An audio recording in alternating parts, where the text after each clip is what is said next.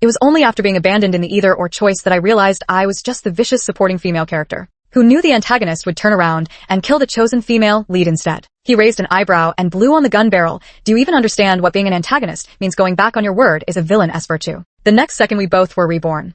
I gazed at the 18-year-old antagonist and said, coolly, do you even understand what a female lead is? When I was kidnapped alongside Jasmine, I realized I was just a malicious supporting character. She was the pure jasmine flower, while I was the venomous shadow. My sole purpose was to serve as a foil to her fragrant beauty. But it's too late. The villain's gun barrel is already pressed against my temple. No one would choose me over Jasmine, who stands there with tearful eyes, looking pitiful and delicate. Not even my fiancé, Jack. He stares at Jasmine and without hesitation shouts, when forced to choose, I pick Jasmine, don't hurt her. As if fearing that even a second's delay might cause harm to his precious Jasmine. His tension was palpable, his gaze unyielding, refusing to spare even a sliver of attention for me. Bound hand and foot escape was impossible. I could only watch helplessly as Jack walked away, Jasmine cradled in his arms. Not once did he look back. It was as if he'd completely forgotten how he'd once blushed shyly amid the crowd's teasing when proposing to me, forgotten the reverent kisses and vows of eternal love. A gunshot rang out. A crimson flower bloomed across Jasmine's white dress. The kidnapper who abducted us whistled playfully, bullseye. Looking at Jack's pained expression, he grinned with delight. No way did someone actually believe the villain's either-or choice. He pointed at me. Now the one who loves you has lost all hope, then gestured toward Jasmine lying on the ground. And the one you love is dead, Jack. Aren't you thrilled? Me barely surviving by sheer luck. Oh no, we've encountered a real villain. 2 at the moment Jasmine took her last breath. Time reversed. I returned to when I was 17 years old, my face still bearing a youthful innocence, my fingers slender and pale, unmarked by the constraints of a ring. That year I was just a senior in high school, while Jack and Jasmine had been accepted into the same university and left for New York. I still remember the day I saw Jack off at the station. I told him, Jasmine is in the same major as you, please take care of her for me. She has always been stubborn. She never tells me anything. All the way I kept chattering to him about Jasmine. Just before we reached the station, Jack lowered his eyes and asked me unhappily, Lily, don't you have anything to say to me? I choked for a moment, quickly glanced at the pedestrians by the roadside, then stood on tiptoe to plant a kiss on Jack's cheek. Take care of yourself too, I said. After the kiss, I turned and ran. When I looked back, Jack was still standing there smiling at me. He said, Lily, I'll be waiting for you in New York. For that one sentence, I struggled for so long, giving my all to get into the same place as him. I didn't know that while I was calculating how many more SAT points I needed, the person I loved had already rotted away without warning. Reborn into this life, staring at knowledge points I'd completely forgotten and exam papers I couldn't answer at all. After a few seconds of silence, I picked up my pen. Revenge on hold exams first. 3 to prevent Jack from contacting me again, I made an excuse. Playing with phones in senior year turns grades to trash, and directly handed over my phone. My dad was so moved he immediately knelt down to thank his lucky star, praying my study mode would last a little longer. That night the soundtrack of Eyes of the Tiger played nonstop in our house. The next morning I ran to school because true dream chasers run forward through cold stares and mocking laughs. Then I got kidnapped, no way to call for help. Damn it, I handed my phone over to my dad. The familiar villain teenage edition pressed a Princeton review against my temple. How the mighty have fallen, bro. Last time I saw you, you were holding a gun. The villain slammed the prep book in front of me, clapped his hands twice, and a group of top-tier tutors filed in. He raised both hands upward, and his subordinate snapped open a banner above his head. It read, skip studying today, and your boyfriend becomes your brother-in-law. Fail this question, and they LL start making out. Me, the antagonist, lifted his chin with a devilish smirk. Lily Chen, from today onward your mission is to study hard and get into the same university as Jack. In my previous life, despite my efforts, I only managed to get into SUNY, several tiers below Jack and Jasmine's Columbia University. I said I've already broken up with Jack. I was lying in this life, Jack, and I hadn't even officially gotten together yet. Under the antagonist's astonished gaze, I sat down at the desk, looked at the group of top-tier teachers before me, and said earnestly, can I still get tutoring here then?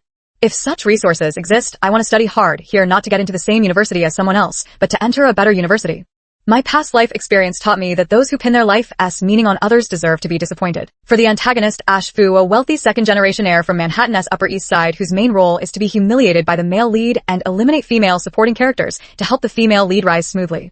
I don't know why he went crazy and killed the female lead Jasmine in the previous life, and now in this life he is obsessed with helping me improve myself. Probably because he loves Jack deeply. Right now I'm here attending class while he is holding his phone, logging into my WhatsApp to flirt with Jack. Jack may appear gentle and polite, but in reality, he is more petty than a needleless eye. In this life, I didn't send him off to school, so he hasn't texted me for several days after the semester started either. Ash coquettishly acted like me towards Jack. Darling, why aren't you paying attention to me? Jack instantly replied, speak properly. Ash pouted, if I missed you. He sent a flirty cat heart emoji. I couldn't help but interject, I don't normally act like this, Jack also. Before the words had even finished, I saw Jack reply with a little mouse sending a heart emoji. Me, Ash gloated, do you even know what a real man is? I had no choice but to swallow my pride. Ash was a punctual kidnapper. Every morning at 8 he'd take me away, and at 9 in the evening after self-study ended, he'd release me. In between it was devilish training. The moment I slacked off, he'd point at the banner and yell kiss kiss. I said we've broken up, so stop bothering me, and he immediately gave me that you're so in love with me I get it look. Just like that I studied like crazy for a month and jumped from middle of the pack to top tier in the monthly exams, while Ash served as his sweet temporary girlfriend for that month. On the evening of September 30th, he walked me home, while still nagging we're not taking tomorrow off, keep coming for tutoring, your foundational scores still need improvement. You'd better be concerned about my studies and not just worried about needing me to cover for you when Jack wants to video call. I had just stepped out of the car when I bumped into Jack waiting at my doorstep. With a dark expression, he asked Lily, I went to your school looking for your classmates, said you haven't attended classes for a month. His sharp gaze swept over Ash, his voice dripping with menace. Is this the kind of person you've been fooling around with? 5 Instinctively, I dodged aside, revealing Ash standing behind me. As expected, he got triggered by the male lead's taunt. Straightening his tie, he flashed a mocking smile. What kind of person am I then? I whispered super quietly, you're his WhatsApp girlfriend. Ash stumbled, nearly face-planting. He shot me a glare, then regained his composure and lifted his chin disdainfully. A good dog doesn't block the path. Understood. That single word, understood, was delivered with such dramatic inflection, oozing the greasy charm of a domineering CEO. Jack frowned and rolled up his sleeves, but before he could make a move, a fist already smashed into his face. Ash flexed his wrist. Listen to me, bro, keep the talk and the fist separate. When you fight, you gotta strike first. True to his words, he didn't let talking slow him down, throwing punch after punch straight at Jack's face. Jack was no pushover either. He turned around and immediately grappled with him. The two were evenly matched, but unfortunately, Ash had brought bodyguards. Seeing his first mover advantage gone, he quickly called for backup. Jack widened his eyes in disbelief, his handsome face filled with indignation. How despicable. No match for overwhelming numbers, he was soon pinned to the ground. Ash pressed his leather shoe against Jack's face, flashing a classic villainous smile. Who said anything about a fair fight? He turned his head to look at me, watching coldly from the sidelines. You know what to do tomorrow, right? You wouldn't want your boyfriend to keep getting beaten like this every day, would you? He leaned down and spat at Jack. I quite like her originally. I would have kept my promise to her and left you alone. Jack's eyes were filled with humiliation and pain. Lily, you're doing this for me. Me since when was I part of the scene? I said coldly. Jack, this has nothing to do with you. Jack's eyes grew more pained. His voice was hoarse like a beast driven into a corner. Lily. Damn it, there's no way to explain this clearly. 6 Jack whispered to me, don't worry. I want to tell your uncle and aunt. A glimmer of moisture flashed in his eyes. It's my fault. I had nothing to say. Jack limped away covered in wounds. Before leaving, he gave Ash a deep, hateful glare and growled, you'll pay for this. Ash crossed his arms and sneered. After the person had gone far enough, he finally lowered his arms, his tone full of regret. Why didn't he say fortune ebbs and flows like the tide? Me crossing your arms like that makes your chest look pretty big. Ash instantly bristled, his face flushing red. What nonsense are you spouting? I turned and walked away. Haven't you been spouting nonsense all night? Just returning the favor. 7 Opening the front door, I saw a familiar figure sitting on the sofa. It was Jasmine. I didn't want to talk to her, so I quietly changed my shoes and headed straight to my room. How strange, these two never came back during National Day in previous years either. Liars, there's milk on the table, drink it before you sleep. Jasmine suddenly spoke up. No, the words of refusal had barely left my lips when I suddenly realized something. I turned my head and met a pair of eyes brimming with tears. Lils, it's me, she said. In this world, there was only one person who stubbornly refused to call me Lily and insisted on calling me Lils. My only sister, that Jasmine who loved me. 8 Since childhood, I knew there was a monster hiding inside Jasmine. It first appeared when I was 9 and Jasmine was 11. Our parents had gone to work in another state, leaving just the two of us to rely on each other. Jasmine was a good sister, taking on the responsibility of caring for me without hesitation. Every evening she would boil water, mix it with cold water, and then call me to wash up. But that day she suddenly ordered me in a strange tone, go fetch me some water. Without thinking much, I obediently complied. As I bent down to place the basin, a hand pressed against the back of my head and shoved me down violently. I fell to the ground, my head forced into the basin. The water stung my nose and eyes painfully. The abuser began humming a cheerful tune behind me. Only when my struggles grew feeble did she finally yank me back up. Oh my, how could you be so careless? She asked with a giggle. I stared at her in terror, yet she drew near, affectionately pressing her lips to my cheek and licking away the water droplets. So fragrant, darling, you smell so good. For years afterward, this monster would always do similar things whenever she appeared. First she would torment me, then embrace me while calling me darling, marking my neck with her lips and tongue, her eyes filled with obsession. Grow up a little more, sweetheart. At this moment, Jasmine sat in the living room with tears streaming down her face, her expression identical to every time she discovered the monster had hurt me.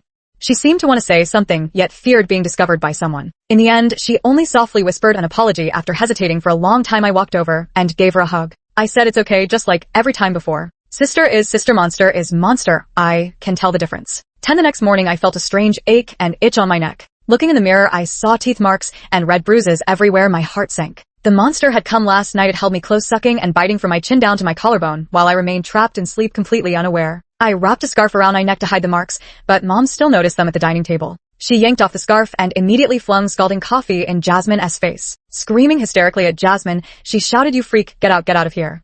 Jasmine didn't have much luggage, just one small suitcase. She silently stood up and walked out dragging her suitcase. This wasn't the first time she'd even driven out because of this. I peeked outside. Ash was waiting not far from the roadside for me to go to tutoring. During the holiday, Dad returned my phone to me. I texted him, "Do me a favor, see that girl dragging a suitcase by the road. Take her to the long-distance bus station, please, please." Ash replied instantly, "Jasmine." My heart skipped a beat. Sure enough, this guy had also been reborn. In this lifetime, he shouldn't have met Jasmine yet. Ash, what did she do to you getting kicked out during vacation? Me, she bit my neck. Ash, the hell. 11 p.m. I sneaked out to find Ash for tutoring. He looked at the marks on my neck, his face turning red, then pale, then red. He cautiously glanced at my expression. "How about we take a break today?" I had already opened the textbook waiting for the teacher to begin. "No need, I'm used to it." "Used to it? Yes, Jasmine has been like this since I was little." I hinted to him, "But we've seen a psychologist. Her mental state is fine." I knew it wouldn't be long before the monster completely took over my sister's body. I couldn't stop it myself, but if it's Ash with his brains, no, I mean his influence, he might be able to figure out the reason. I looked at him expectantly, only for him to slam the table in anger, molesting his own sister at such a young age. What a beast. I fell silent. Compared to monsters, it's not unreasonable for normal people to jump to that conclusion first. I tried to explain, but he was too absorbed in his shock, his face clearly saying, "You don't have to say more. I feel so sorry for you." It took him a long while to snap out of it, long enough for me to finish all my math homework. As if by accident, he pulled a band-aid from his pocket and gestured vaguely at my collarbone. It scraped. His bold features carried a hint of embarrassment. With one hand in his pocket, he suddenly said, "Lily, just focus on your studies. You can go wherever you want for college. Stay away from Jasmine and Jack. They get you killed." The young man's eyes were serious, as if he'd made some firm resolution. "I can handle everything on my own." Me, why did it suddenly flare up? 12. Ash, who hadn't completely ignited yet, was thoroughly extinguished by his mother, who rushed over from afar. Ash's mother swayed gracefully, appearing delicate and boneless, but the way she took off her high heels to strike at Ash was as elegant as a dance. While gently apologizing, "So sorry for my son's misbehavior," she swung her high heels with such vigor it could rival a hurricane.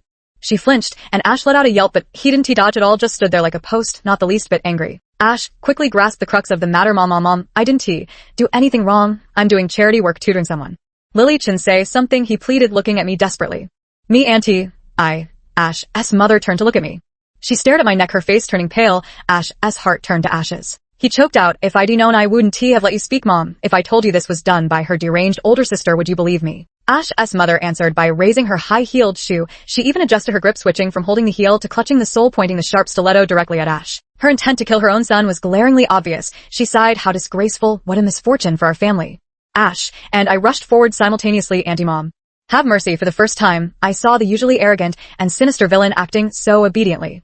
He just explained gently without talking back, even squatting down to put shoes on for Mom. He said with firmness and tenderness, "Mom, you should go back to New York. I have important matters to attend to. When the holiday comes, I'll bring you your favorite peanut butter cookies." Ash's mother ultimately relented. She gave me a phone number, performing the gesture for both my benefit and Ash's remember to call Auntie if anything happens. She walked away, the golden pearl chain around her ankle rhythmically tapping against the metal buckle of her shoelaces. Drip drop accompanied by the measured click of high heels against the floor. It sounded quite pleasant. I remember this chain years later. It would adorn Ash's wrist as he wielded a gun to kill. The monster wearing Jasmine's shell once complained to me that Ash seemed to have an unrequited love from his past. He always wore her keepsake. Turns out it wasn't some imaginary old flame, but a real and warm mother. 14. As usual, Ash walked me home. On the way, I asked him why he was targeting Jack. He answered casually, "Just don't like his face, Mio. I thought it was because you knew he'd eventually trample your family underfoot." Ash's pupils trembled violently. He stammered, "Why you?" "Yes, I'm also reborn, Mr. Villain," with such accurate marksmanship.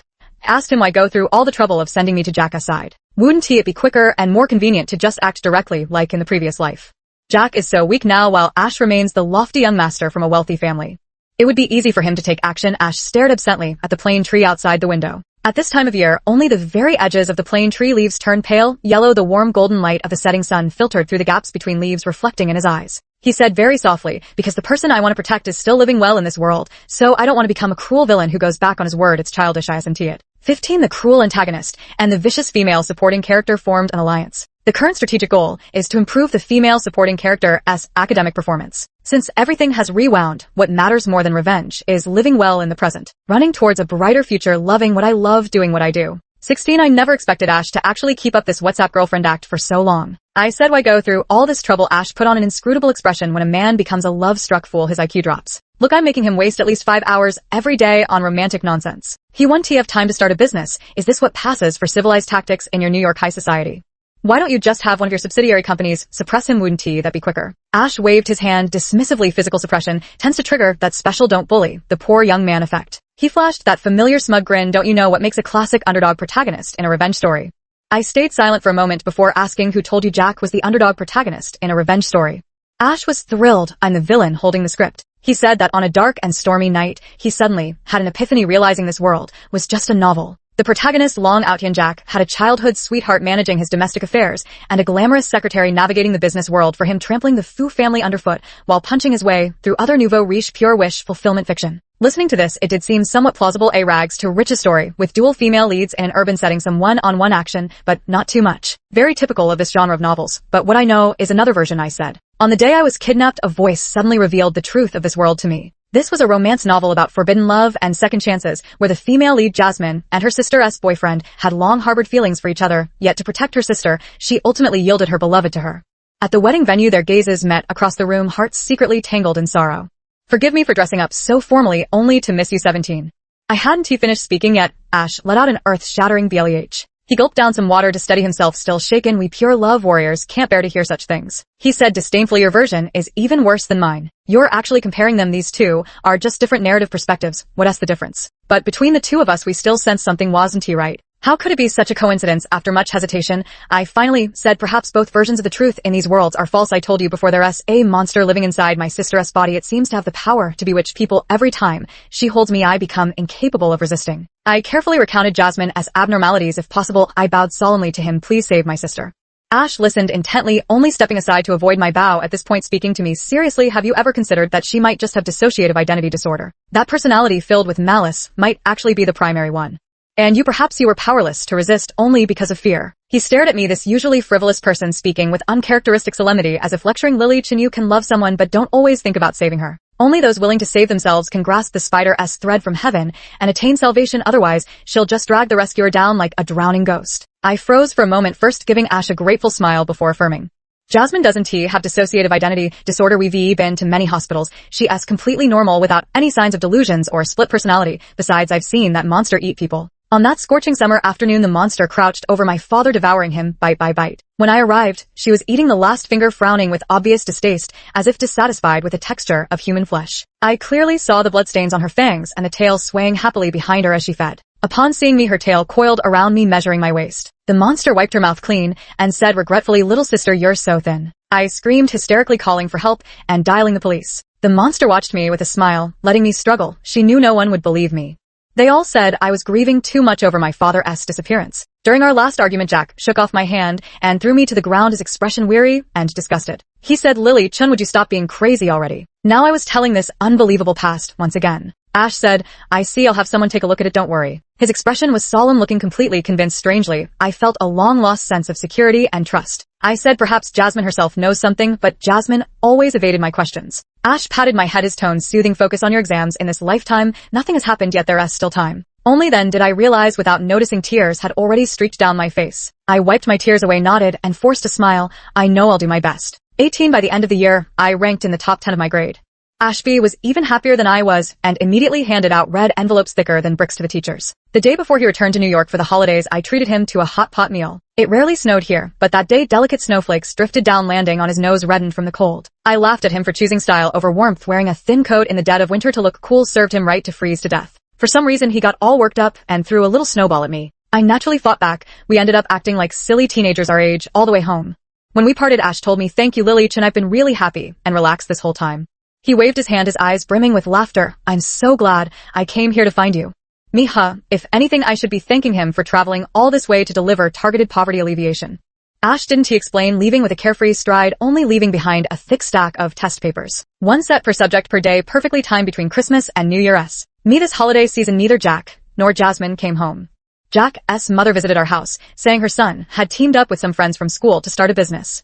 I sent Jasmine a text message. She didn't reply. Ash, on the other hand, kept bombarding me with messages non-stop, talking endlessly. He said the peanut butter cookies I helped him pick were delicious, and his mom really liked them. He said his mom's goldfish died, and he plans to buy a new one to secretly replace it. He said his dad is ridiculously stingy and didn't give any Christmas gifts this year. He said, Lily Chen, Happy New Year, may all your wishes come true in the new year, make sure to love yourself even more. I stared at the sentence, reading it over and over again. 19 after the New Year holiday, Ash wasn't often around here anymore. He was busy inheriting the family business, helping Jasmine find someone, and carrying on a WhatsApp romance with Jack. Ash even coaxed Jack into switching to a secondary account for their chats, so as not to disrupt my account's normal usage. Until one day his online fling was discovered by his mother. The understanding Mrs. Fu made him a bowl of rainbow-colored noodles as a token of support. Ash was so frightened that he outsourced the task overnight. The person he hired was quite skilled. Jack remained completely unaware that his girlfriend had been silently replaced again, still chatting with her enthusiastically. Reading those chat records, I couldn't help but find it amusing. I rarely think of him anymore. Even in my previous life, during those sleepless nights and countless futile arguments, the bond of youthful friendship had long since dissipated. I threw myself entirely into my studies. I wasn't just willing to work hard. I was ready to give it everything I had. By the time of the third mock exam, my grades had stabilized within the top 3 of my grade level. Ash no longer urged me to study harder. Instead, he advised me to learn how to relax. I verbally humored him while secretly studying like crazy. To be honest, I fell in love with the feeling of mastering knowledge points. Then, just 5 days before finals, a group of people stormed into our building and took away the teacher who was burning the midnight oil with me. Ash fired them. I looked toward the door. The instigator was leaning against his Harley motorcycle, a lollipop dangling from his mouth, grinning at me with that infuriating smirk. "You're insane, Ash." I rushed over to yell at him. He plopped the helmet onto my head and motioned for me to get on the bike. "The teachers need their rest. And so, do you just take these few days to relax? Stop being so wound up. Come on, I'll take you for a ride." The summer wind whistled past my ears as the street lights blurred into a broken line. Leaning against his back, I asked abruptly, "What if I don't get in?" I knew it. Not all efforts in this world are rewarded. But I truly, really hope this time it can be. My voice was soft, but he heard it. Ash shouted hoarsely, "Carefree, then go to the one you get into." I pinched his waist. "You should say, I won fail." But I couldn't help laughing. My heart also felt lighter in the night breeze. Exhausted, pen refills in the drawer, stacks of test papers taller than a person, several thick volumes of mistake notebooks. These are the answer for the final battle with soaring ambitions. Ride the wind and break the waves, soaring straight to the heavens. 22 days of final exams passed quickly. When I walked out of the exam hall after finishing the last English paper, I still didn't know whether I'd made the right choice on those questions. I'd changed from A to B and back to A again. But I knew I'd done my best, and that leaves no room for regret. Outside the examination hall, parents waited anxiously with necks craned. I immediately spotted my mom wearing a Columbia University logo t-shirt, and my dad with the edge of his lucky-colored underwear peeking out from beneath his beer belly. It's said to bring good luck, one of the most popular exam day outfits for parents in our country.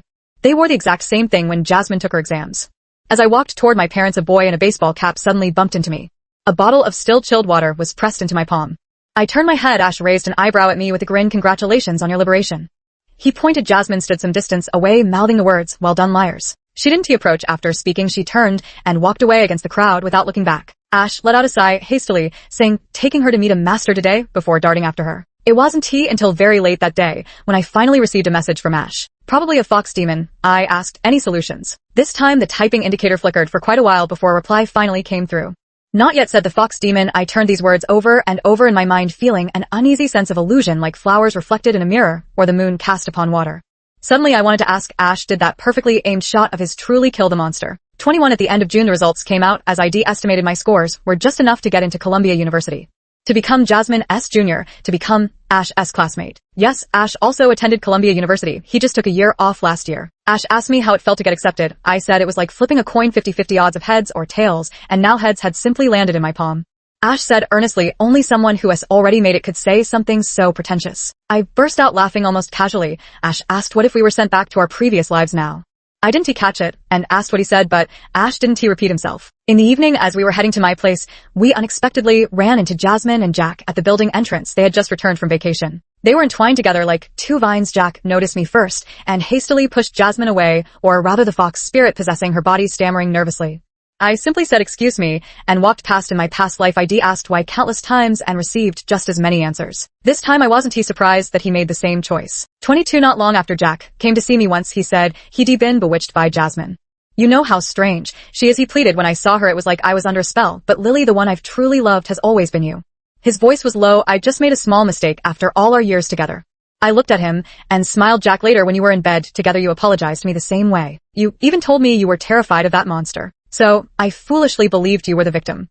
Jack had always known Jasmine was odd, but since she helped him obtain numerous trade secrets and constantly fawned over him, he gradually came to believe she truly loved him so much so that she'd willingly be the other woman for love. He began to pity her, even love her, but I knew she was merely raising him like livestock. Raising him with a sense of moral transgression, raising his love and torment. The day he completely becomes her captive, the dull prey will simply be devoured as food. Jack avoided my gaze in confusion, pursing his lips. "Lily, what are you talking about?" I impatiently cut him off. "Stop pretending. You can't seriously think you're still 19-year-old Jack, can you?"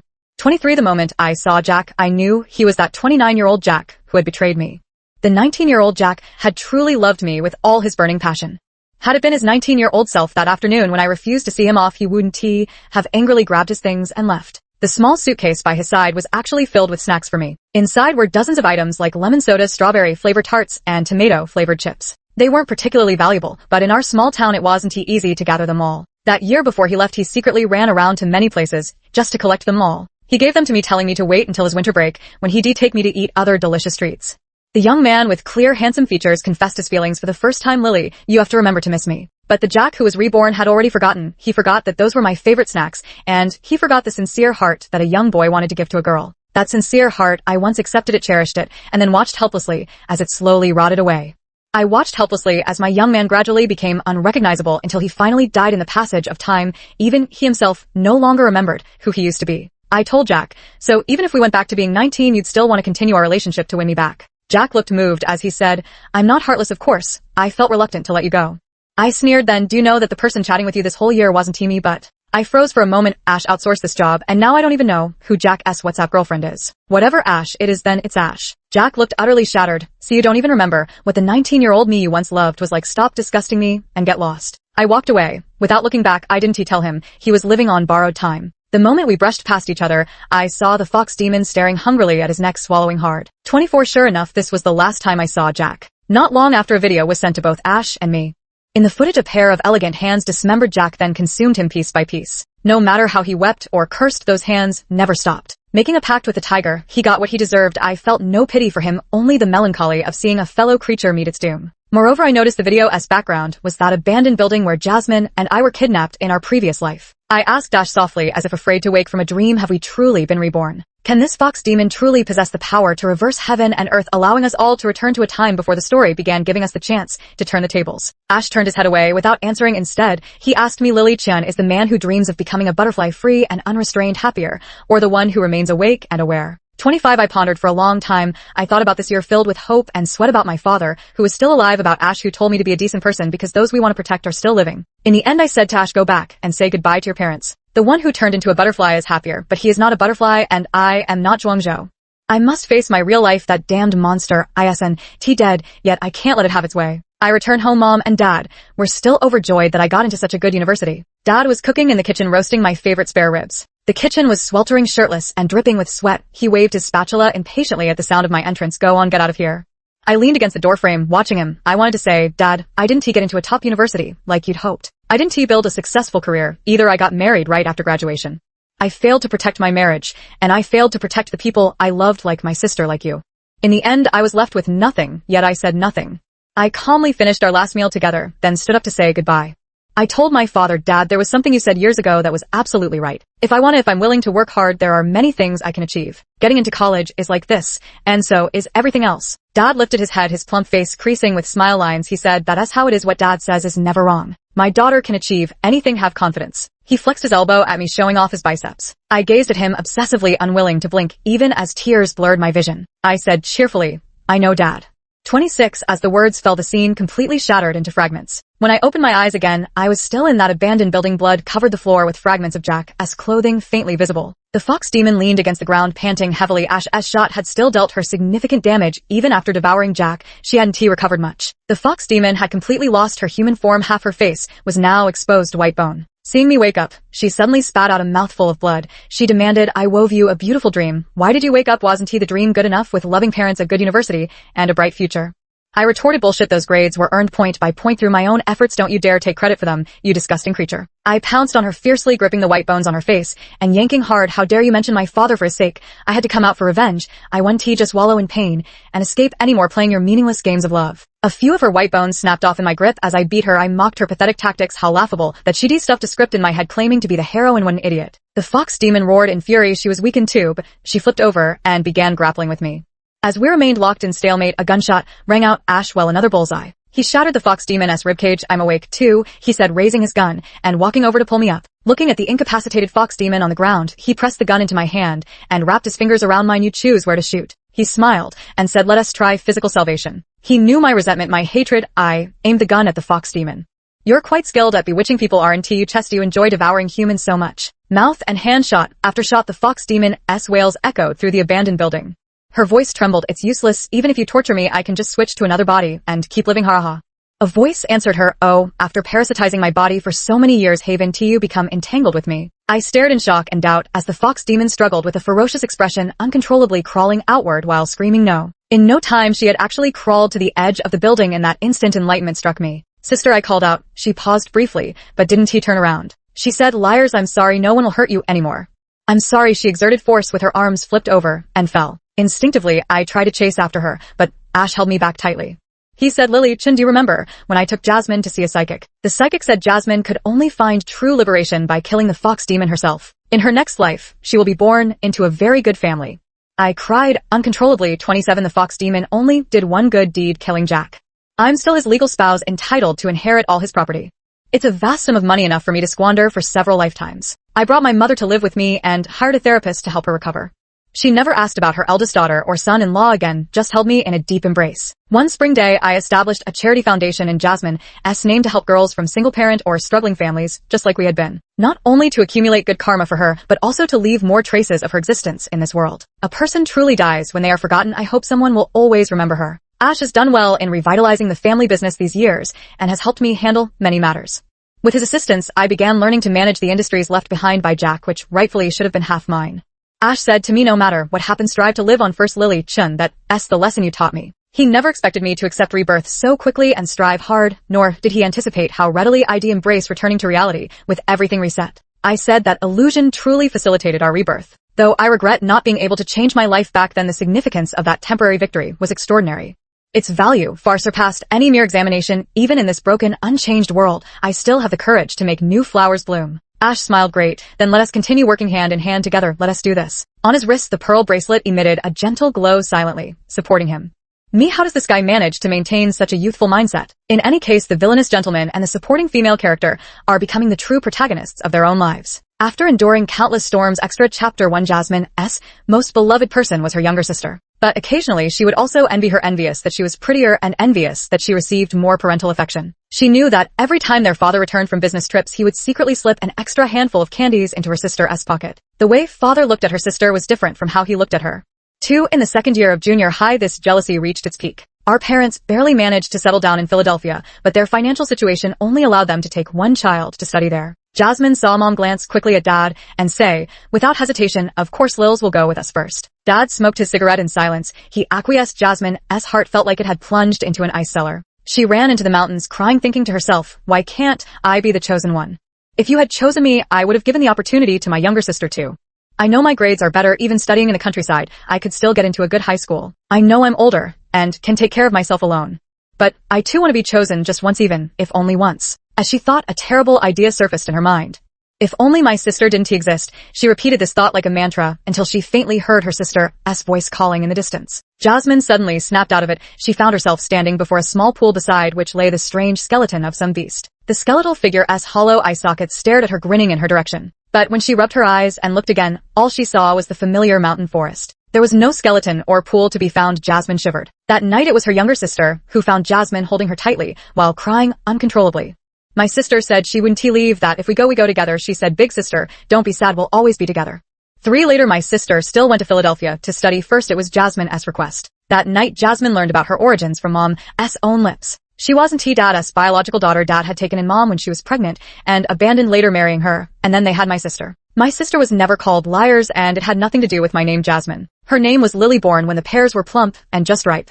She was as lovely as her name. On the day Lily left, Dad said to me, "I've applied for you to go to boarding school. Just give me one more year, and I'll work hard to earn enough to bring you over too."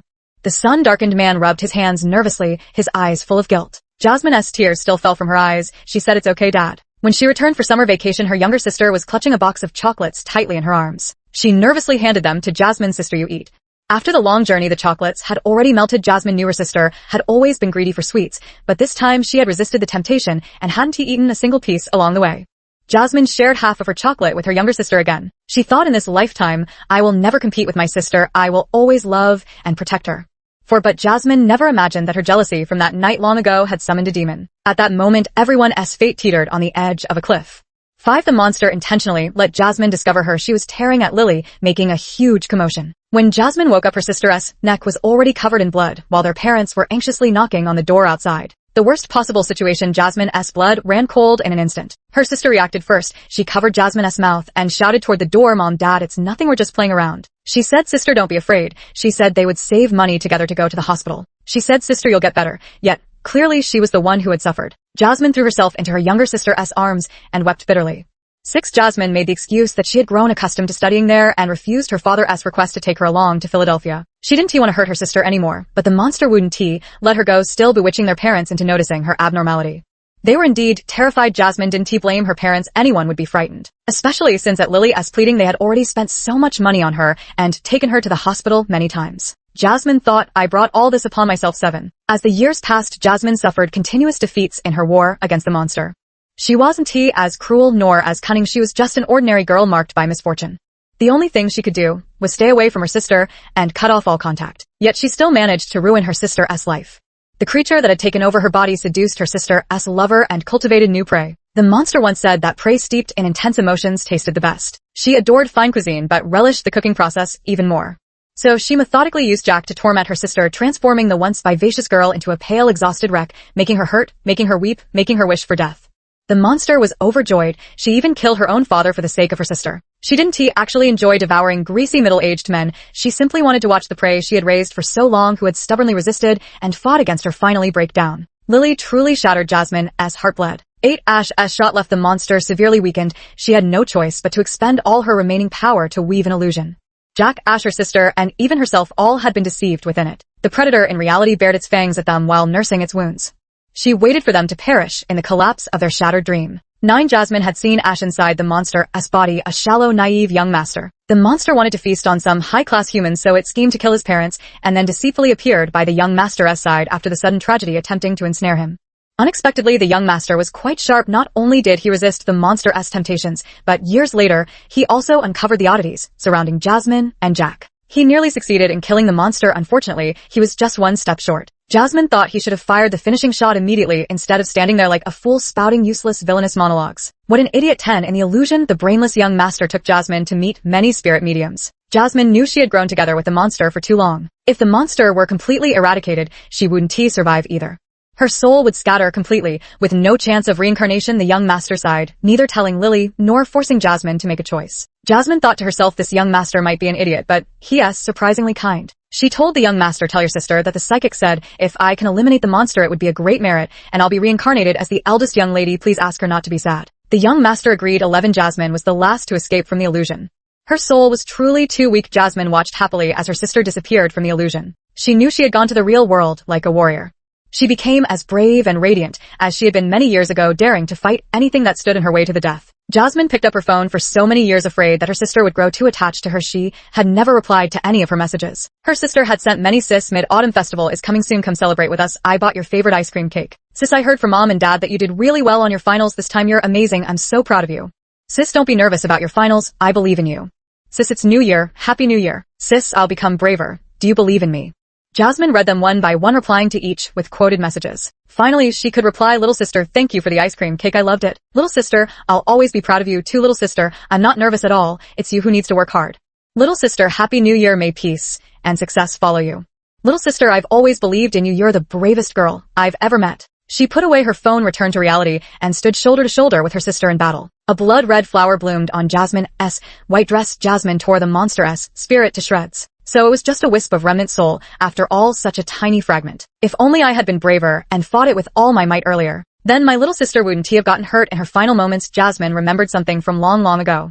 Back then her sister was still small, and Jasmine held her hand as they walked home from school together. Clusters of white wildflowers had bloomed along the roadside. No one knew exactly when they appeared. She plucked a handful and handed them to her younger sister, so she could be fragrant all over too.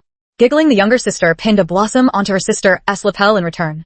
She said her teacher had told her these were jasmine flowers, and began singing that universally known folk song. Fragrant and lovely, filling every branch, so sweet and white that all people praise. The clear childlike voice led her home one call after another. Jasmine thought, at least in the end, she had risen to protect her little sister. How wonderful the end.